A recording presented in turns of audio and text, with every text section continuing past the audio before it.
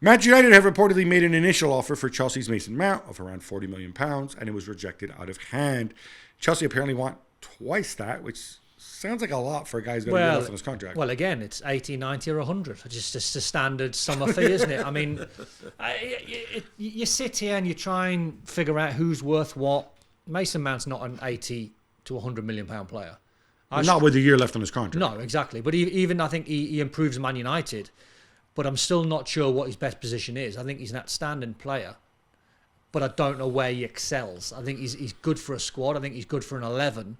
But to try and take Man United closer to Man City, I could think of better players to buy than Mason Mount if it's going to be 80 million quid. If it's near 40 or 50, I think in today's market, that's pretty reasonable and seems a number that they could do. But Man United haven't got loads of money to shell out 80s and 100 million pounds on players. That's what they're telling us. And obviously this position maybe not as much of a priority, given that for another year or two you've got Eriksen and Bruno.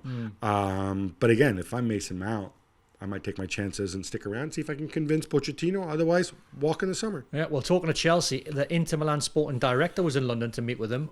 What were they talking about, Gab? Yeah, Piero Ozilio had a meeting in London, very well chronicled. They're talking about two things. They're talking about Romelu Lukaku, unsurprisingly. Lukaku would like to stay. He's open to coming back if Pochettino says, I really, really want you. Chelsea fans have him back? Well, they don't get to decide, right? I mean, the Chelsea fans have accepted having a former Spurs guy as their manager. You can accept Lukaku as well. Yeah. But I think it's difficult to make the numbers work because Chelsea do need to bring money in.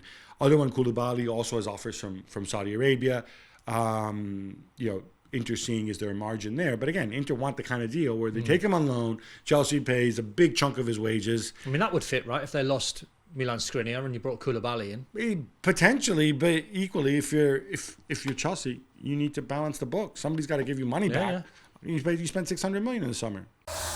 Thanks so much for watching ESPN on YouTube. And for more sports highlights and analysis, be sure to download the ESPN app. And for premium content and live streaming, subscribe to ESPN Plus.